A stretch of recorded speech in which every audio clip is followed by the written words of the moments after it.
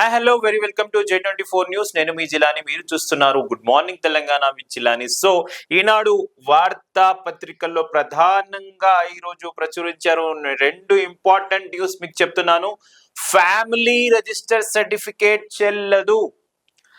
Sir ప్రక్రియలో ఏదైతే Telangana government permanent residence certificate కి బదులు ఫ్యామిలీ రిజిస్టర్ సర్టిఫికేట్ అనేది ఇచ్చింది. సో కేంద్ర ఎన్నికల సంఘం స్పష్టీకరణ చేసిందంట. ఫ్యామిలీ రిజిస్టర్ సర్టిఫికేట్ 11 డాక్యుమెంట్లు ఏదైతే ఇస్తున్నారో అది చెల్లదు అని. ఎందుకు చెల్లదు అనేది డీటెయిల్స్ తెలుసుకుందాం. సర్ ప్రక్రియలో ధృవీకరణ పత్రంగా రాష్ట్ర ప్రభుత్వం ప్రస్తుతం జారీ చేస్తున్న ఫ్యామిలీ రిజిస్టర్ సర్టిఫికేట్ FRC చెల్లదని కేంద్ర ఎన్నికల సంఘం స్పష్టం చేసింది.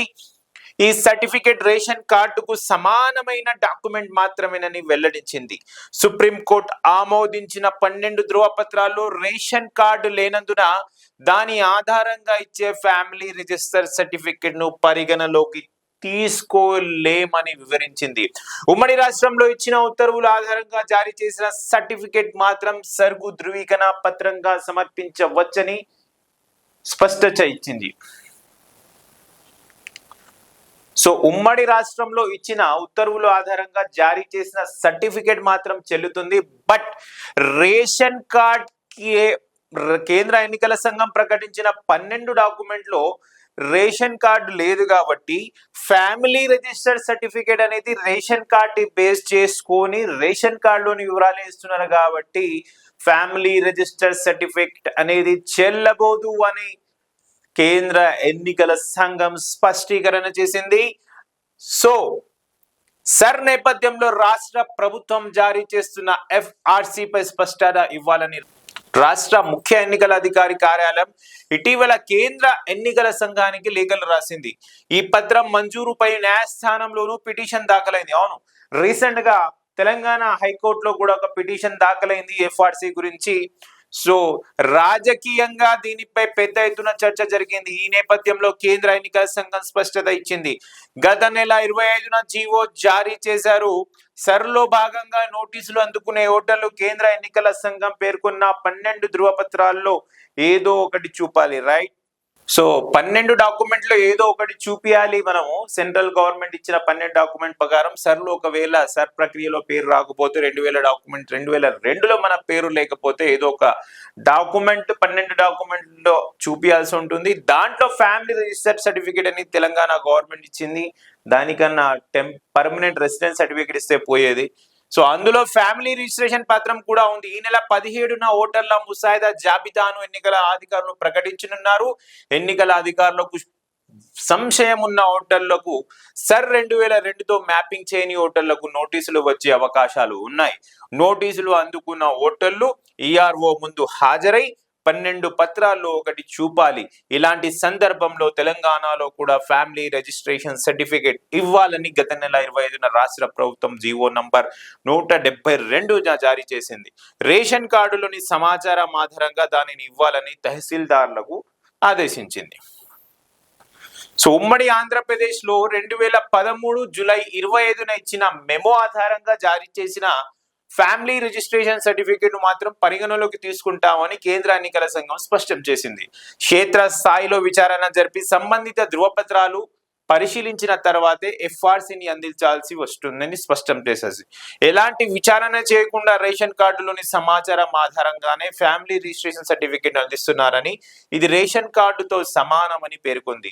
అయితే గత నెల 25కు ముందు పాత విధానంలో మంజూరు చేసిన ఫ్యామిలీ రిజిస్ట్రేషన్ పత్రాలను పరిగణలోకి తీసుకోమని స్పష్టం చేసింది అంట కేంద్ర ఎన్నికల సంఘం.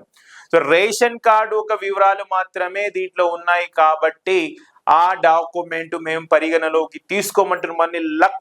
కొన్ని లక్షల్లో ఫ్యామిలీ రిజిస్ట్రేషన్ సర్టిఫికేట్ కి అప్లికేషన్స్ వచ్చాయి. తెలంగాణ గవర్నమెంట్ కి 40 రూపాయలు మీ సేవా ఫీజు పెట్టి ఫ్యామిలీ రిజిస్ట్రేషన్ సర్టిఫికేట్ ని మీరు అందరూ సబ్మిట్ చేసుకోవాలని చెప్పి చాలా మంది, వందలాది వేలాది మంది క్యూలో మీ సేవా సెంటర్ లో నిలబడి తీసుకున్న ఫ్యామిలీ రిజిస్ట్రేషన్ సర్టిఫికేట్ ఇప్పుడు పరిగణలోకి తీసుకోమని కేంద్ర ఎన్నికల సంఘం స్పష్టం చేసింది.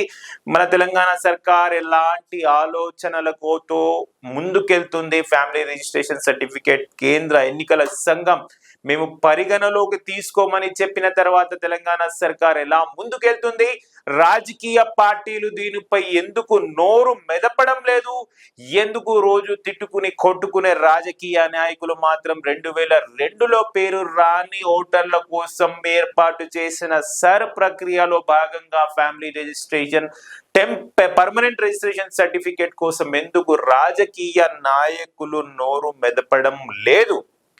మళ్ళీ కావాలనే తెలంగాణ సర్కార్ సర్ ప్రక్రియ అయిపోయే వరకు ఈ తంతు జరగాలని ఫ్యామిలీ రిజిస్ట్రేషన్ సర్టిఫికేట్ ఇచ్చిందా అంటే అవునని అనిపిస్తుంది. ఎందుకంటే ఫ్యామిలీ రిజిస్ట్రేషన్ సర్టిఫికేట్ ఎవరికైతే వచ్చిందో వాళ్ళు చూసుకోవచ్చు.